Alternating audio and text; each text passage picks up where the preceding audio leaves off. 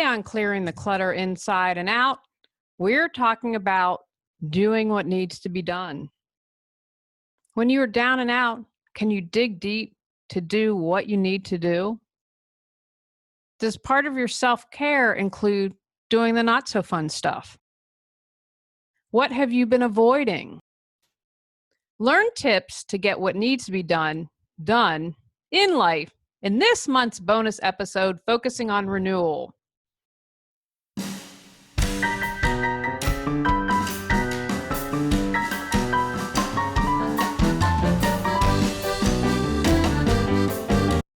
Are you ready to clear your clutter and share your gifts with the world? I teach you how to navigate the waters to declutter your life, get organized, and become more mindful.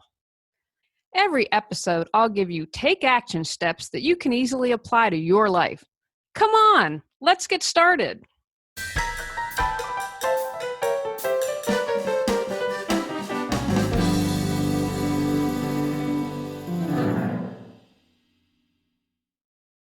Today's episode was inspired because I know someone who is struggling financially. They have some hard choices and decisions that need to be made. I'm sympathetic to the situation, and they aren't doing what needs to be done. There are things that they could do to improve, but aren't. I offered tons of suggestions, and every time there was an excuse why they wouldn't do it. For example, I said, you know what? I've just started shopping at Aldi and Lidl. Awesome prices. I've probably cut my grocery bill in half. Oh, no. I don't like the people that shop at Aldi. Could cut your budget in half and you don't like the people that shop there. If I had to work at McDonald's, if my husband lost a job, I'd do it. Now, I'm fortunate enough that I probably wouldn't have to do it, but I would do what needed to be done. You know, I'm a huge fan of social media for observing things because we probably all know someone who, when they're offered suggestions, come up with the reason why it can't be done. Just excuse after excuse. I've talked before, if my husband lost his job, how I would go get a job because I wouldn't want to be without health insurance. Would it be my first choice? No. But sometimes you just have to suck it up and do it. I see it almost daily on Facebook. I have belonged to a bunch of cat groups because I just like to sit and look at cat pictures because I'm crazy. And someone was having an issue with their cat, and people are like, try this, or this option, blah, blah, blah. Didn't want to hear it. All they wanted to do was complain and moan and groan. And people just want to complain, but they don't want to take action and do what needs to be done. Part of good self-care is doing the hard stuff, doing what needs to be done. When you own your life, you can change it. Can you get out of debt? Absolutely. Many people have done it. Can you find a relationship if you've had 3 failed marriages and find that one that works for you and that successful one? Absolutely. You're only limited by your mind and your belief system and your unwillingness to take action. It can be overwhelming and almost daunting. So how do we do what needs to be done? First, why are you avoiding or procrastinating? The more time you spend figuring this out, the easier it will be for you to take action. It may be something simple like not knowing how to use Excel to create a document, or something bigger that you're so afraid of being evicted, you become paralyzed with fear. My friend may be afraid that she'll never be out of debt, or she could be fearful that it could affect her marriage in a negative way. If she gets out of debt, what happens to the marriage? When we do things for a long time and things are status quo, sometimes we're afraid of upsetting the apple cart because we don't know what'll happen. Make a list of what needs to be done. If you're like my friend and struggling financially, you might write down things like, where can I look for savings in my budget? Where can I cut things? For example, cutting out the daily Starbucks. Who do I know that's financially successful that I could ask for advice? Can I start cutting coupons? Would it be feasible to take out a loan to pay off my debts and consolidate everything? Write down what needs to be done. How can you be better prepared to do what needs to be done? Because as I mentioned a moment ago, maybe you don't know how to create a document in Excel for your budget, and that's something that is stopping you. Sharpen your skills. If you have stronger problem-solving skills, you may feel more comfortable in getting stuff done. Most people can figure out what the problem is, but it may be more challenging to solve. If you feel you have skills, you are more likely to tackle it and not just complain about it. This is a great habit for kids. I mentioned this, I think, a while ago, that my brother does not let the kids say, I can't. I say, I can't do this. He said, don't say that. You can do it. So if you find yourself saying, I can't, stop right there. Yes, you can. Begin to be aware of what you're thinking, feeling, and saying. You have lots of options to improve skills. Ask someone who's been through something similar. Read a book. Watch a video. It's probably out there on YouTube. Get professional help. Be prepared to see it to completion. I always tell people not to start a room or area until they have completed what they've started when they're decluttering or getting organized. We may not start something because we don't know how long it will take. Commit to seeing it through. Make that promise to yourself. I'm reading a book right now, and I'm reading it with a book like this. I like to read the book all the way once and then reread it and take action. I kind of like to stew on it, have an idea of what I need to do. And what I love about this, and I'm going to find a way to incorporate this. I kind of do this now with clients, but he's like, go out in nature. You are going to commit to doing this. You're going to commit to taking a next change in your life, a next step forward, and this little ceremony around it, which I love it. So that might be something that help you. Write out a little contract, shake a hand if you're working on something in the home with your spouse. Commit to seeing it through. And when you do this and start to tackle and commit one area of your life, it just naturally rubs off on the others.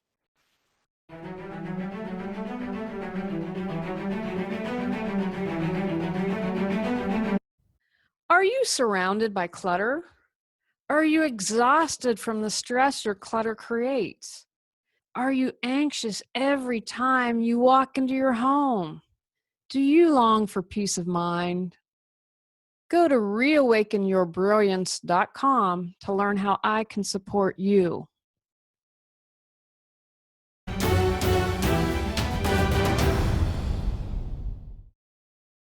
Roll up your sleeves. You have to take that first step and move forward. Commit to taking action and doing something every single day. Get rid of distractions like social media so you can focus on the task at hand. You could be researching or reading a book on how to improve your finances instead of getting jealous of all the new things people are buying on Facebook. Enjoy it. Find the joy somehow. You're going to have to do it, so you might as well figure out what's good in it and how it can bring joy, and you can celebrate it. Own your problems. Own your life. No excuses or reasons why you don't want to do it or it can't be done. Become aware of how you make excuses or when you shift blame. My friend, it was everyone's fault, not paying her spouse enough, not doing this for her. She had no ownership. Start to pay attention. See what you can see on social media. You really get a sense of when people don't own things or take responsibility. Don't be that person. Observe it there and see how sometimes it can be subtle, and then bring it back to you. Where are you not owning your life? Stay present. The present is our point of power to change. Forgive yourself for procrastinating in the past. Forgive yourself that you wasted time. Don't spend energy on that. Forgive yourself and move on. Promise yourself an award when you complete the task.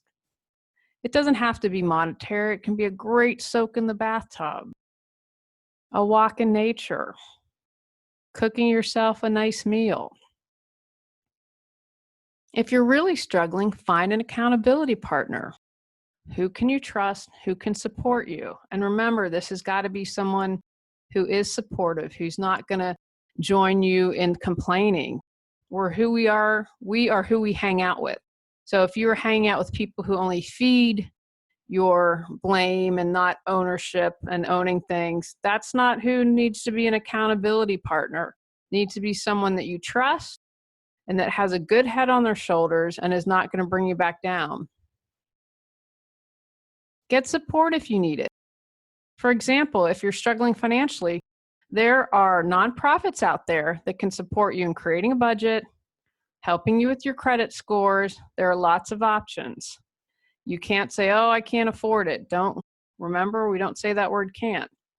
There are options if you're willing to look and ask for support. I always ask God, universe, whatever fits for you. Please, I need some support. I'm moving forward. And then pay attention. Gifts are around us all the time if we have our eyes open and are willing to look. Find something to be grateful for in all this hard work. Wow, I'm really learning to be responsible with my finances. I'm really grateful for that. I'm so grateful this didn't happen in my 60s, where it might be more challenging in many ways. Here are some past episodes that may support you. Number 225 from February of this year, You Talking to Me? Number 213 from December 2017, Holiday Self-Care Plan. October bonus from 2017, Physician Heal Yourself. Number 202 from September of 2017, Breaking Bad Habits. Number 190 from July 2017, The Gift of the Present Moment. And from May of 2017, episode number 181, A Positive Mindset. The May bonus for 2017, Clearing Clutter for Inner Success. September 2017 bonus, How to Stop Being a Victim. And finally, number 159 from January of 2017, Destroying Your Doubt. Take actions. Write down what you have been avoiding that needs to get done. Dig deeper. Can you discover why you are unmotivated or don't want to? Create an action plan with baby steps to move forward on what needs to be done. Ask for support. You don't have to do it alone. On our next episode, we have an interview with Bruce Lipton about bridging science and spirit.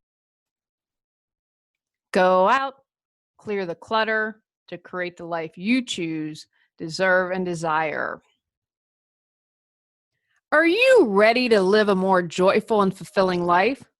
Sign up for our newsletter at reawakenyourbrilliance.com and receive a free copy of 10 Steps to Clearing the Clutter Inside and Out.